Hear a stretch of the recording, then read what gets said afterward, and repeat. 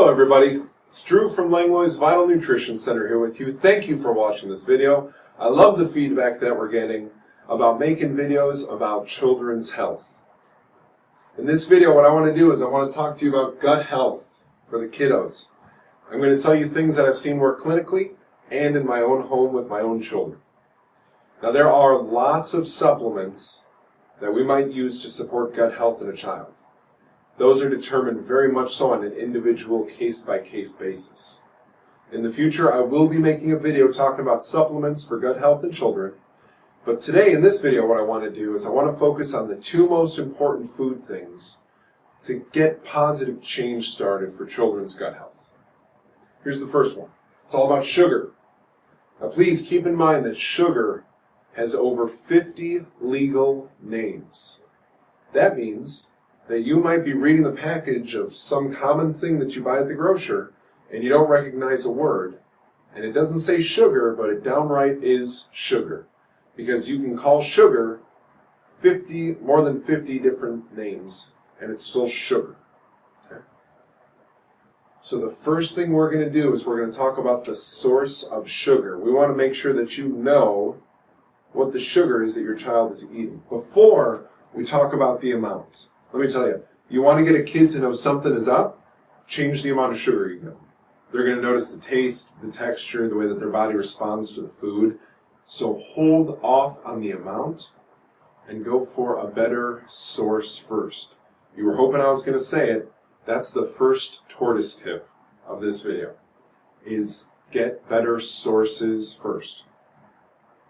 So of all those legal names of sugar, there's a lot of different sources. Here are Drew's most recommended sources because they are the least altered, the least treated with chemicals, the best option when it comes to sugars. So first I want to say, if it's coming from fruits or veggies, I'm really not concerned about that sugar source. If we're talking about sweeteners for when you're making cookies or you're going to put it on top of waffles, that sort of thing, honey is an excellent source of sugar.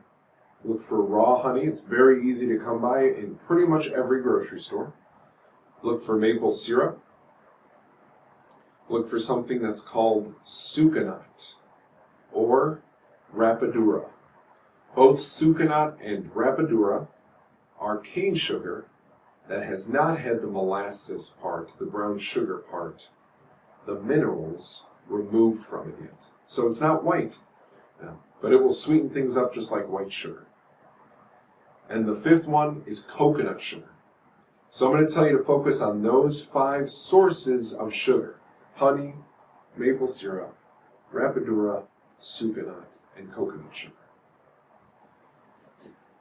And keep giving your kid the same amount of sugar, but switch to those sources, and it is a higher quality thing. Their body will respond better to it compared to something like high fructose corn syrup or another sugar that has been bleached white, because we certainly don't want to feed children something that's been exposed to bleach. So when it comes to sugar, work on the source before you change the amount. Next big gut tip is bone broth, collagen, and gelatin. These are the foods that help us repair damage to the gut. They're also excellent for joint health. These kids are growing all the time. It's good for your skin, your hair, your nails, helps your muscles. It's got all these different benefits. But on the topic of gut health, it's especially effective at repairing damage. Your body uses the nutrients in bone broth and collagen and gelatin to repair damage to the gut. So we're going to add it to things that these kiddos already eat. So here's what I've done clinically, and here's what I've done in my own house. Bone broth is really easy to use as a base for any soup you're going to make. So make them the same chicken noodle soup. But Drew, the noodles aren't perfect. I know. But we're taking small steps. So this tortoise tip is to switch over the base of the broth to a bone broth instead of just something that came out of a can. When it comes to collagen, this will not thicken anything that it's added to. So hands down, my favorite thing to sneak collagen into is going to be macaroni and cheese.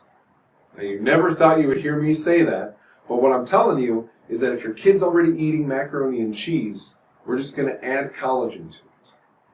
So what you do is you cook the noodles the same way, you add the butter, you add the cheese, all that stuff, and while you're stirring that mix up, a nice wet mix, you add in the collagen protein and you keep stirring. Now your kid is actually getting that gut support, that joint support, that muscle support, and they don't even know because they're still enjoying their macaroni and cheese.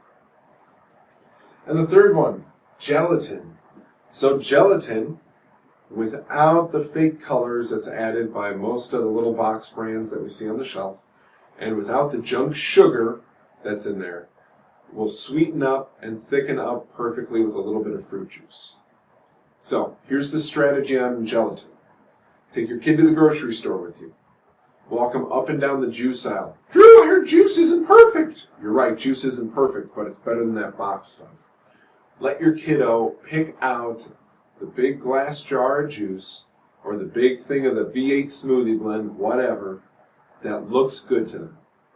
And use that to mix with the Great Lakes gelatin and make them their own jiggler squares, gelatin jiggler squares. They got to make the flavor, and you got to add in the gelatin, which is incredible for them. So instead of saying you're not allowed to eat Jell-O anymore, instead of saying you're not allowed to have macaroni and cheese anymore, instead of saying no more noodly soup, what we're looking at doing is getting these really good things added into all those foods so that we can make those foods better. And it is not about being perfect. So let's review. First tortoise tip: change the sugar habits of your kiddos by changing the source to one of those 5 recommended ones.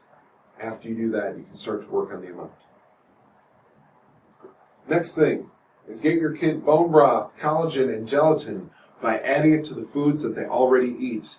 No, it is not perfect, and it doesn't have to be perfect. We're just making it better. Thank you so much for watching this video. There's more of these coming your way. I got all sorts of ideas about kids' health. And remember, you're getting videos from a guy who has a 5.5-year-old and a 1.5-year-old. So my interest in kids' health is not going anywhere anytime soon. Have a great day.